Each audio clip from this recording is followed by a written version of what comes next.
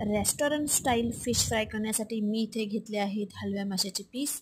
मॅरिनेशनसाठी मी इथे घेतले आहे 1 चमचा तिखट, पाव चमचा हळद, अर्धा चमचा गरम मसाला, आलं लसूणची पेस्ट, चवीनुसार मीठ, आगळ आणि थोडेसे पाणी.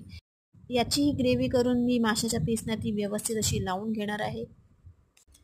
मॅरिनेशन करून झाल्याच्या नंतर आपण इथे तयारी करणार आहोत फ्राय करण्यासाठी. त्याच्यासाठी मी घेतले आहे तांदळाचे पीठ, बेसनचे पीठ, तिखट, हळद आणि चवीनुसार मीठ.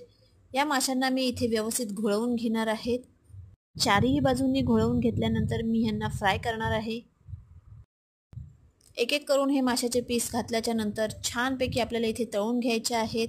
एका बाजूने फ्राय करून झाल्यानंतर आपण त्यांना परतून घेणार आहोत, जेणेकरून दुसऱ्या बाजूनेही ते छानपैकी असे फ्राय होतील. छान खमंग असे परतून झाल्यानंतर हे बघा आपले रेस्टॉरंट स्टाईल फिश इथे तयार झालेले आहेत. भेटूया नेक्स्ट व्हिडिओमध्ये. तोपर्यंत बाय बाय.